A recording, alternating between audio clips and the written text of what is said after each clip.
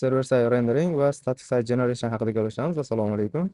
Demak, server side rendering va static side generation bular o'zi nima muammoni hal qildi va nima uchun ular kerakli bo'ldi, kerak bo'lishiga sabab nima edi va nimaga ular ommalashdi.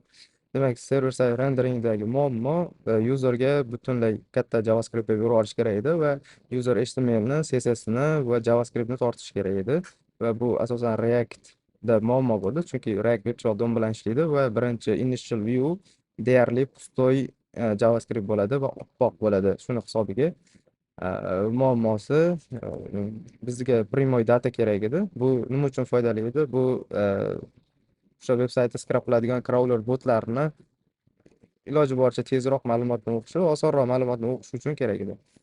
Xo'p, server side shu ishni qila oladimi? Nima qiladi? JavaScript umuman klient saytda o'qib, ya'ni brauzerni ichida o'qib, ekranga ko'pgina ma'lumotlarni, blog postlarni, informatsiyalarni, slayderlarni hammasini qo'shadi. Shu qo'shgan ma'lumotni birato'la user olsa bo'lmaydimi? HTMLda ichida degan fraza kelgan, fraza ideya kelgan va shu ideyani amalga oshirish uchun server side topilgan. Server side nima qiladi? JavaScript serversida o'qib, HTMLni butunlay o'sha slayder, blog, aytaylik, ma'lumotlar, qanaqadir footerlar, headerlar shu narsalarni qo'shib, tayyor HTMLni terib, shu HTMLni o'zini userga berib yuboradi va stillari bilan.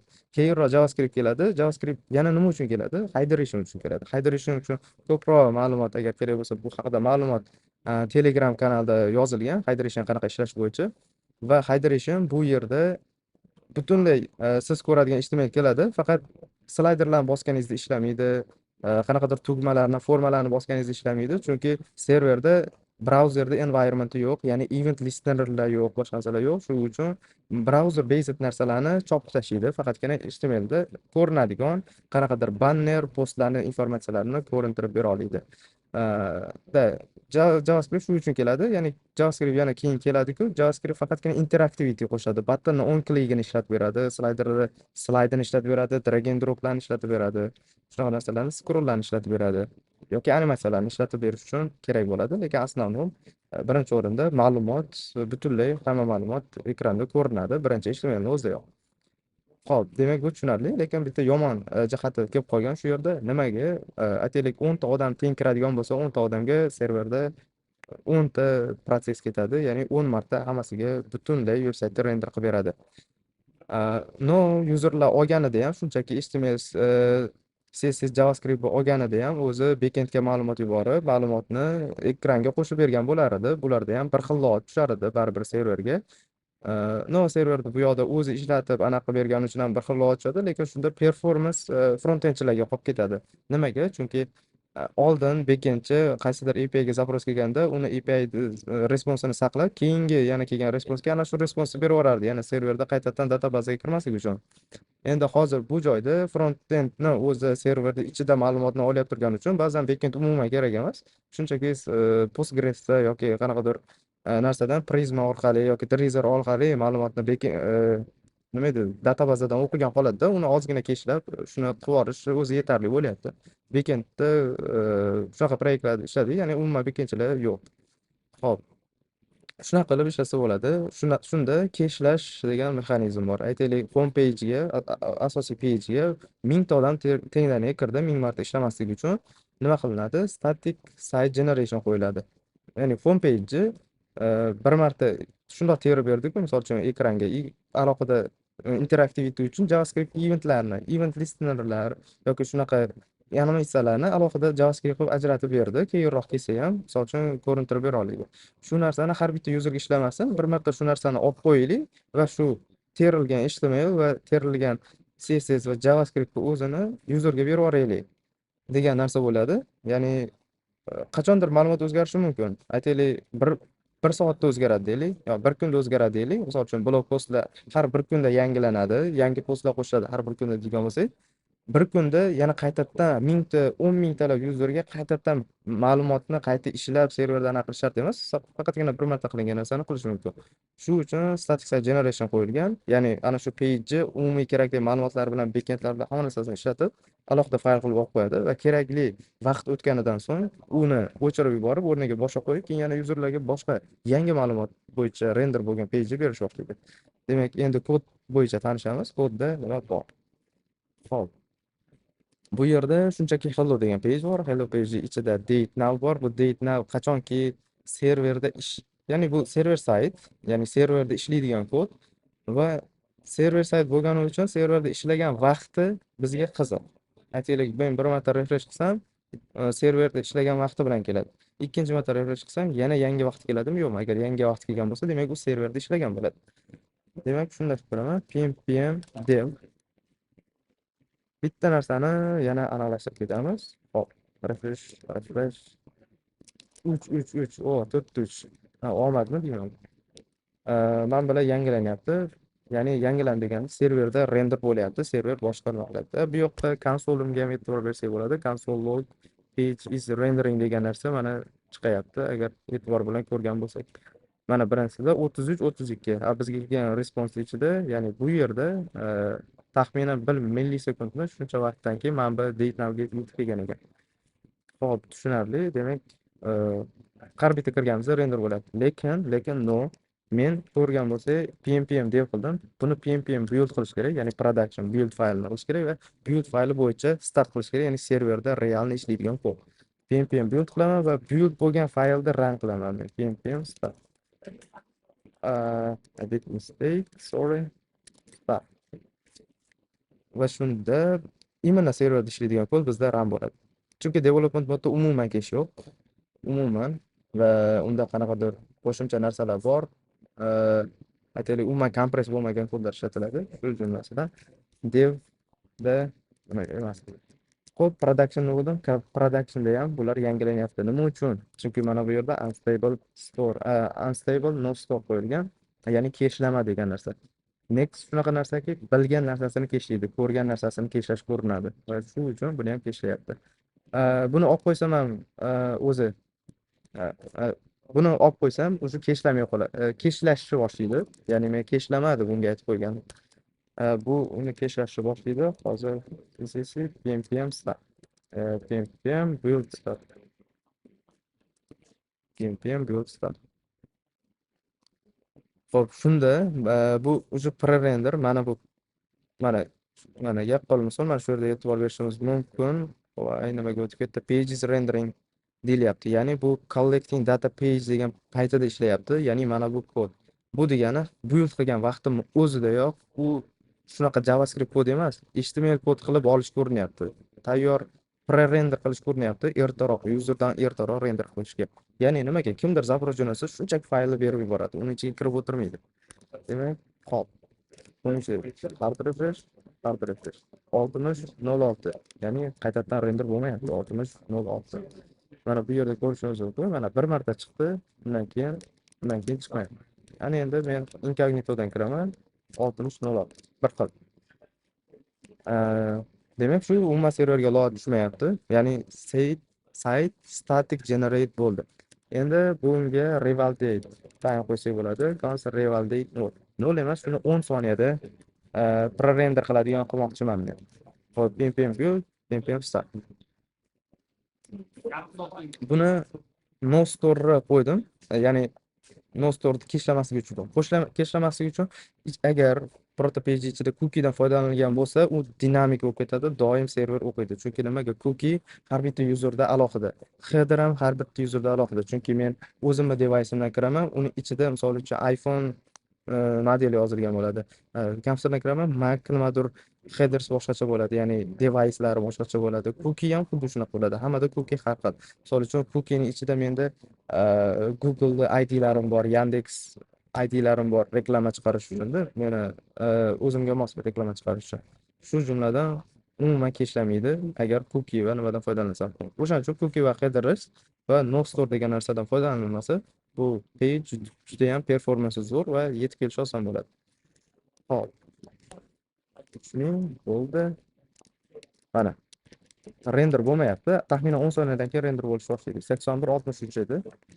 81-63 bo'ldi. 82-12 ga o'zgardi. Chunki 10 soniya o'tdi va 10 soniyadan keyin endi inkognitodan ochaman shu narsani. Hello. Buni bu yoqqa qo'yib. Hmm.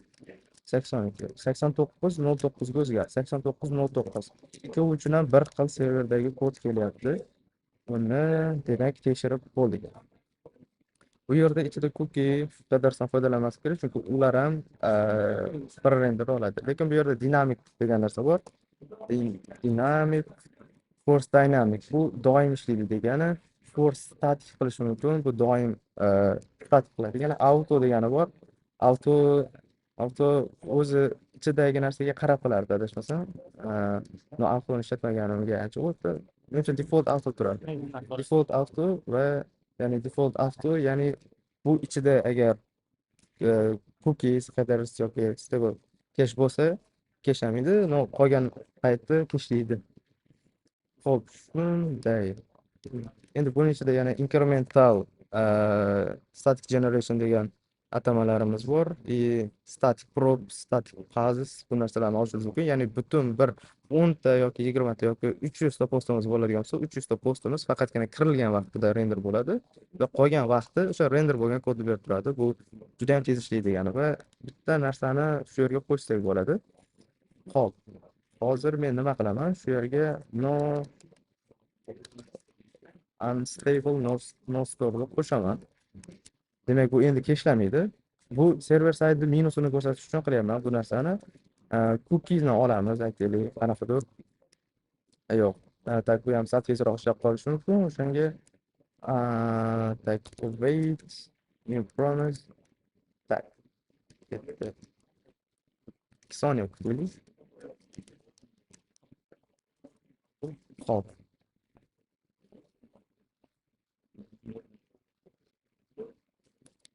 Building, collecting.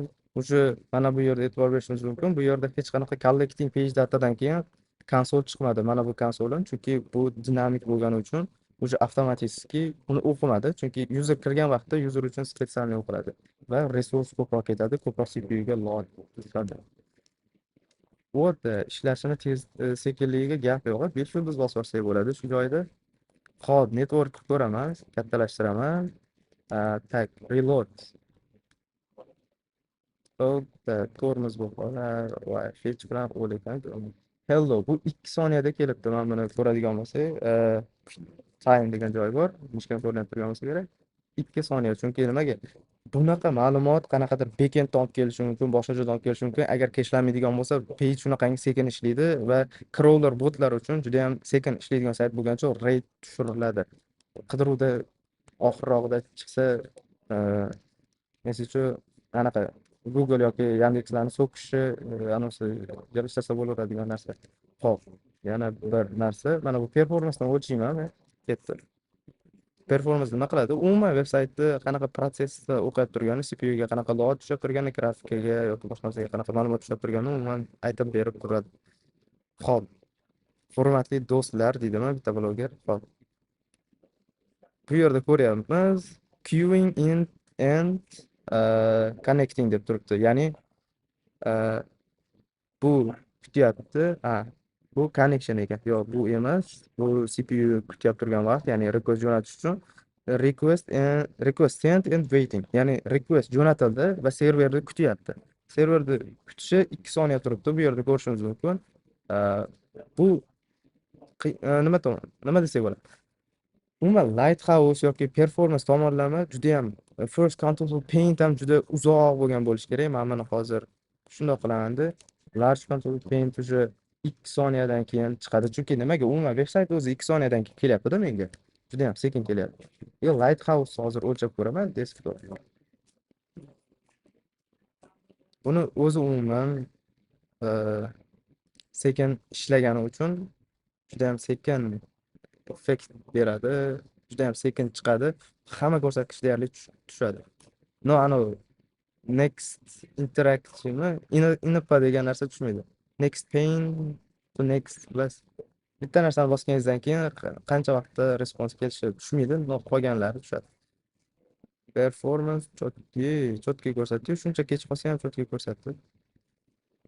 First control paint, ya'ni ekranga chiziladigan vaqt juda ham sekin. Bu content kelgandan keyin yo kutish ta'sir qiladi katta ehtimol bilan. va o'zi 2 soniya atrofida chiqishi kerak edi. Menimcha bu umuman ma'lumot kelgandan keyin o'lchagan lotlar bilan. Xo'p, umuman olganda shu narsalar, ya'ni server side rendering va static side generation. Ana endi men buni nimada ham o'lchab qo'yaylik. Ya'ni prerender orqali ham o'lchab qo'yaylik. Bitta bu qanaqangi tez ishlaydi prerender orqali. Hozir ko'rdik, serverda qanaqadir ma'lumotlarni qo'yguncha o'sha serverni o'zida qanaqadir API ga zaпрос ketib 2 soniya qolib ketdi deb o'ylaydigan bo'lsak, juda ham sekin ishladi. Ana endi buni ana bunga qo'yaman. Yangisi, yangisi. Yangisi kelyapti. Endi bitta qaytadan o'lchayman. Stop. Menga yetadi shu. Xo'p. Ana endi mana bunga e'tibor beraylik, qanchalar oz vaqtda kelgan. Juda ham qanchalar. Queuing and connecting 2 millisoniya, request sent and waiting 7 millisoniya. Haliganda 2000 millisoniya edi, hozir 7 millisoniya. Ya'ni server umuman serverda kutish juda ham sekin. Chunki server shunchaki faylni topayapti va berib yuboryapti. Shu narsasida farqlari bor va qana Lighthouse dan yaxshigina narsa chiqarib berarmi? Hop,